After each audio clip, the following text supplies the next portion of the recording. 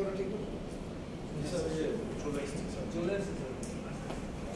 বিসমিল্লাহির রহমানির রহিম। আমরা আমাদের থার্ড সেশন অর্থাৎ তৃতীয় ক্লাসে আপনাদের সবাইকে স্বাগত জানাচ্ছি। আমাদের তৃতীয় ক্লাসটি হচ্ছে পর্যটন শিল্পের উন্নয়নে সংস্কৃতি, পরিবেশ, প্রতিবেশ ও প্রকৃতির ভূমিকা। আমরা বিভিন্ন বিষয়ে বিস্তারিত আলোচনা করেছি। পর্যটন শিল্পটি বিভিন্নভাবে একে অপরের সাথে জড়িত, কোনো একক বিষয় নয়। সে কারণে আমরা এখন যেটা আলোচনা করব সেটা হবে বাস্তব ভিত্তিক এবং কিভাবে একটার সাথে একটা কোরিলেটেড সেই বিষয়টি তোমরা উপলব্ধি করতে পারবে। যেমন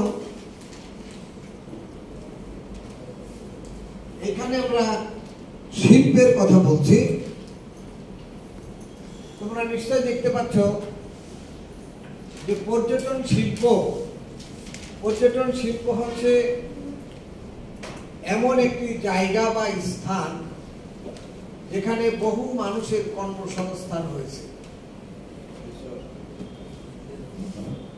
তাহলে শিল্প মানে এমন একটি জায়গা, এমন একটি প্রতিষ্ঠান যেখানে বহু মানুষের কর্মসংস্থান হয়। এবং ছবিতে তোমরা দেখতে পাচ্ছ যে এখানে অনেক মানুষ একসাথে কাজ করছে। তাহলে শিল্প মানে বুঝতে হবে যে যেখানে অনেক মানুষের কর্মসংস্থান হয়েছে, অনেক মানুষ কাজ করছে। আপনাদের সাথে একটু পরিচিত হওয়া, আপনাদের সেশনগুলো একটু দেখে যাওয়ার জন্য নিয়ে আসলাম। এই জন্য আচ্ছা, ঠিক আছে, ক্লাস শুরু। আমরা এমনিতে একটু পরিচিত হয়ে গেলাম, দেখে গেলাম। ধন্যবাদ সবাইকে। ধন্যবাদ স্যার। তাহলে আমরা শিল্প সম্পর্কে আলোচনা করছিলাম যে শিল্প হচ্ছে এমন একটি জায়গা, এমন একটি স্থান, এমন একটি ইনস্টিটিউশন, এমন একটি প্রতিষ্ঠান যেখানে অনেক মানুষের কর্মসংস্থান হয়। মানুষ সেখানে কাজ করে জীবন জীবিকার নির্বাহের একটা সুযোগ পায়। তাহলে পর্যটনকে আমরা শিল্প বলেছি কেন? বোঝা গেল এখন যে পর্যটন একটা শিল্প। কেন শিল্প? পর্যটন একটা পণ্য, পণ্যের ব্যাখ্যা আমরা দিয়েছি। পণ্য হতে হলে কি হবে? এখন আমরা শিল্পের ব্যাখ্যা দিচ্ছি। পর্যটন একটা শিল্প। সেই শিল্পের মূল বিষয় এখানে তুলে ধরা হয়েছে। আপনারা দেখতেছেন যে ওই স্থানে বা শিল্পে শ্রমিক, কর্মচারী, কর্মকর্তাগণ একটি নির্ধারিত সময়ে শিল্পে আগমন করে, অবস্থান করে এবং একটি নির্দিষ্ট সময় পরে প্রস্থান করে।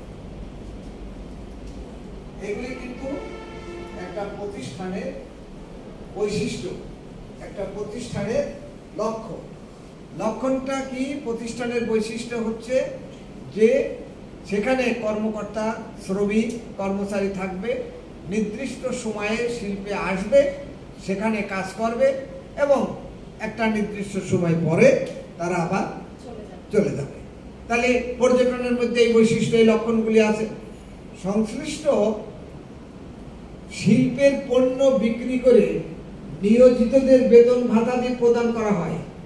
যেমন গার্মেন্ট শিল্প, ক্ষুদ্র কুটির শিল্প, কৃষি শিল্প ইত্যাদি পর্যটন কেন্দ্রেও মানুষের আয়ের উৎস হিসাবে ব্যবহৃত হয়ে আসছে। সুতরাং অর্থনীতির ভাষায় পর্যটন হচ্ছে আভ্যন্তরীণ ও বৈদেশিক বাণিজ্যের একটি গুরুত্বপূর্ণ খাত। বোঝা গেল? খুবই গুরুত্বপূর্ণ। সেই গুরুত্বপূর্ণ বিষয়ে আপনারা হচ্ছেন পাইভট পিন। বর্তমান বিশ্বে প্রায় বেশিরভাগ দেশের গুরুত্বপূর্ণ আকর্ষণ প্রোডাক্টের মধ্যে পর্যটন একটি। আমরা আগেই বলেছি যে কোনো একটা জিনিস প্রোডাক্ট হতে কি লাগে, প্রোডাক্টের সংজ্ঞা কি। দেখো এখন আমরা ব্যাখ্যা দিয়ে দিচ্ছি যে এরা যে এই অথরিটি যে তোমাদের জন্য যে বিষয়টা সিলেক্ট করেছে সেই বিষয়টি কত গুরুত্বপূর্ণ, কত সুদূর প্রসারী এবং গভীর। যে একটা প্রোডাক্ট সারা বিশ্বে, বর্তমান বিশ্বের প্রায় বেশিরভাগ দেশের গুরুত্বপূর্ণ আকর্ষণের মধ্যে পর্যটন একটি। অনেক দেশের প্রধান বৈশিষ্ট্য মুদ্রা অর্জনকারী আকর্ষণ হচ্ছে পর্যটন। তাহলে আমরা দেশে বিদেশে আমদানি রপ্তানি করি, যে বৈদেশিক মুদ্রা আয় করি, তাহলে বৈদেশিক মুদ্রা আয়ের একটা ক্ষেত্র হচ্ছে আমদানি রপ্তানি, আর অন্য একটি ক্ষেত্র হচ্ছে পর্যটন। কোন কোন দেশ কি করেছে সেটা আমরা একটু পরে দেখব। সারা বিশ্বে কর্মসংস্থান ও আয় বর্ধনে বহুমাত্রিক পর্যটন ও সেবা শিল্প বিশাল ভূমিকা পালন করে। জনবহুল বাংলাদেশেও পর্যটন শিল্পে কর্মসংস্থান সৃষ্টি, অর্থনৈতিক উন্নয়নের ক্ষেত্রে অমিত সম্ভাবনা দ্বার খুলে দিতে পারে। পর্যটন শিল্প একটি গুরুত্বপূর্ণ অর্থনৈতিক উৎস হিসাবে বিশ্বের বিভিন্ন দেশের জন্য গুরুত্বপূর্ণ। পর্যটন শিল্প একটি গুরুত্বপূর্ণ অর্থনৈতিক উৎস হিসাবে শিল্পের বিভিন্ন দেশের জন্য গুরুত্বপূর্ণ। পর্যটন শিল্পের অগ্রগামী ও আয় বৃদ্ধির শীর্ষে থাকা দেশগুলির মধ্যে 10টি প্রধান দেশ হলো যুক্তরাজ্য, সংযুক্ত আরব আমিরাত, চীন, সংযুক্ত America, France, Italy, Spain, Bharat এবং থাইল্যান্ড ও তুরস্ক। বুঝা গেল? তাহলে 10টি দেশ, ইউনাইটেড কিংডম এবং ইউএসএ সহ France, Italy, Spain, Bharat, Thailand, তুরস্ক এই পর্যটন শিল্পের একটা গুরুত্বপূর্ণ ক্ষেত্রে আমাদের বৈদেশিক মুদ্রা অর্জনের জন্য আমরাও কাজে লাগাতে পারি এই শিল্পটাকে। সেই শিল্পের উদ্যোক্তা, সেই শিল্পকে কিভাবে গুরুত্বপূর্ণ করা যায় সেই পাইভট ইভেন্ট হিসাবে আপনারা প্রশিক্ষণ দিচ্ছেন। সুতরাং আপনাদের গুরুত্ব অপরিসীম। বিশ্ব পর্যটন শিল্পের তালিকা সাধারণত পরিবর্তনশীল, কারণ পর্যটন শিল্প তো সবসময় পরিবর্তন হচ্ছে, সে কারণে এটা আমরা বলি পরিবর্তনশীল।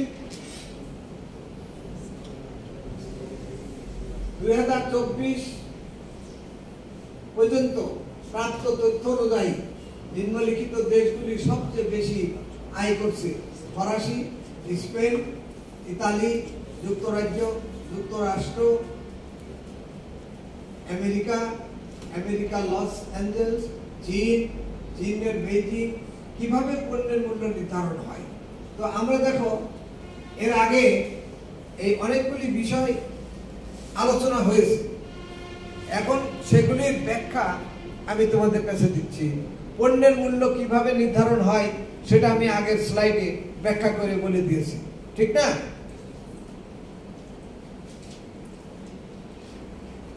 এটাও পণ্য ছড়িয়ে ছিটিয়ে থাকে না, সেটাও আমরা আগের ব্যাখ্যায় বলেছি। পর্যটন দিবস কবে পালিত হয়?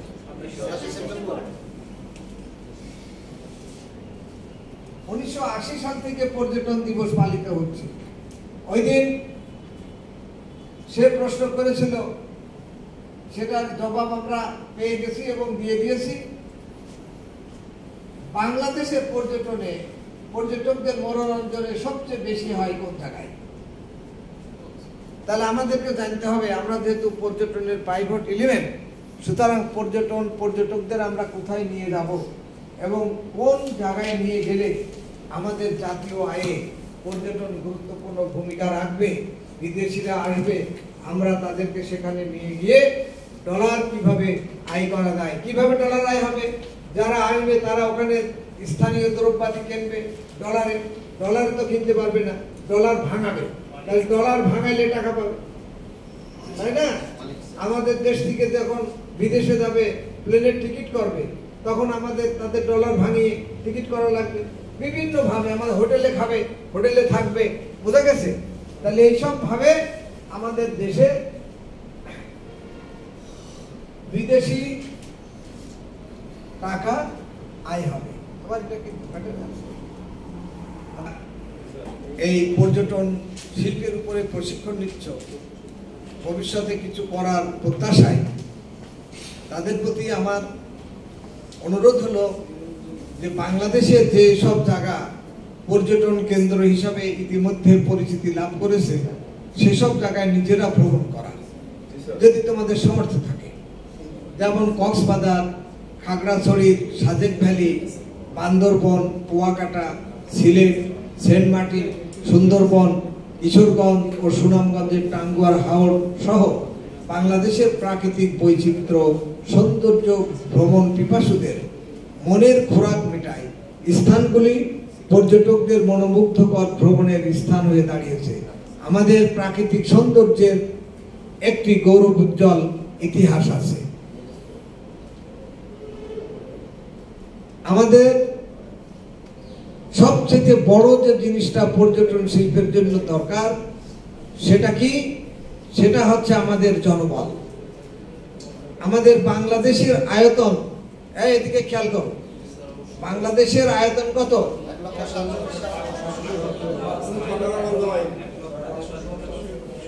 আচ্ছা, ঠিক আছে, যেটা বলেছো সঠিক। তো এখন জনসংখ্যার দিক দিয়ে আমরা পৃথিবীর 8ম বৃহত্তম দেশ হিসেবে বিবেচিত, লোক সংখ্যা প্রায় 18 কোটি। ট্যুরিজমের জন্য প্রয়োজনীয় যত উপাদান দরকার তার সবই আমাদের দেশে আছে। এই শিল্পের উন্নয়ন অগ্রযাত্রায় কি কি দরকার? এই শিল্পের উন্নয়ন অগ্রযাত্রায় আমাদের প্রথম দরকার যেটা, সেটা অবকাঠামোগত উন্নয়ন। অবকাঠামো কাকে বলে? স্ট্রাকচার কি?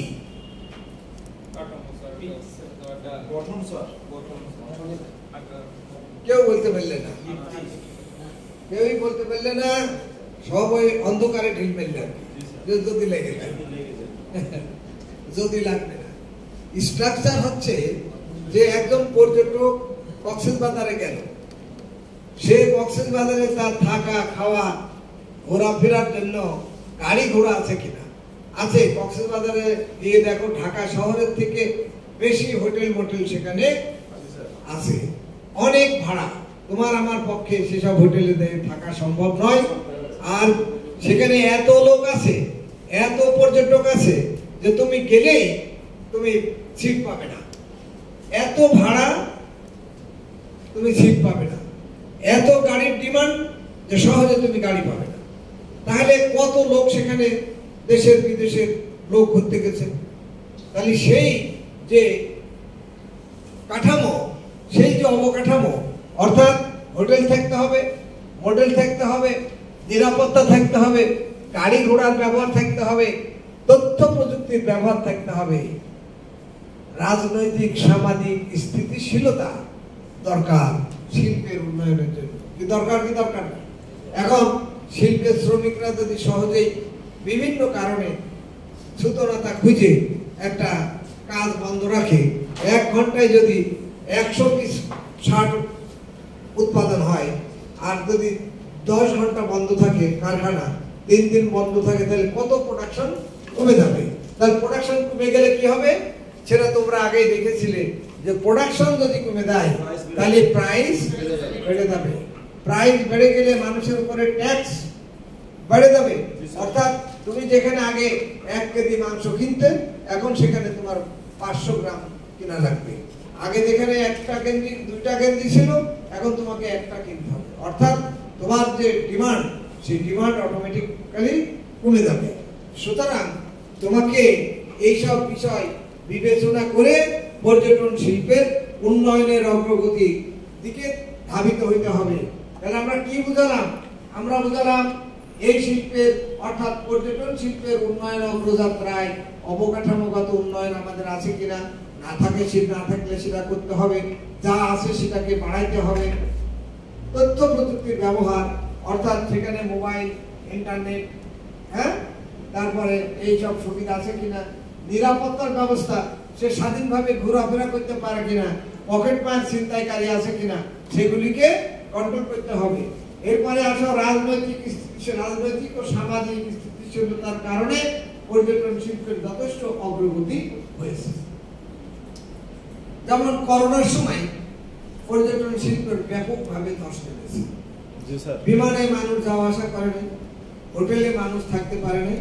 সুতরাং পর্যটন শিল্পের যে অগ্রগতি যাত্রা ছিল তার যাত্রা পথকে বাধা সৃষ্টি করে ব্যাহত করেছে, প্রভূত ক্ষতি করেছে, সেটা হলো করোনা। এখন তুমি দেখো 2019 সালে world economic forum travel and tourism competitiveness report বাংলাদেশের অবস্থান 120তম দেখানো হয়েছে, যা 2017 সালে ছিল 125তম। তাহলে আমাদের উন্নতি হয়েছে? তাহলে আমাদের যে উন্নতি হয়েছে এমনি হয়নি। আমরা চেষ্টা করছি, সরকার চেষ্টা করছে, সরকারের চেষ্টার মধ্যে এই যে অন্যতম চেষ্টা, এই যে যুব উন্নয়ন এই অধিদপ্তরে তোমাদেরকে প্রশিক্ষণ দিয়ে পর্যটন শিল্পের উপরে তোমাদের অভিজ্ঞতা দক্ষতা বৃদ্ধি করে দিচ্ছে, যাতে তোমরা জাতীয় উন্নয়নে অবদান রাখতে সক্ষম হও।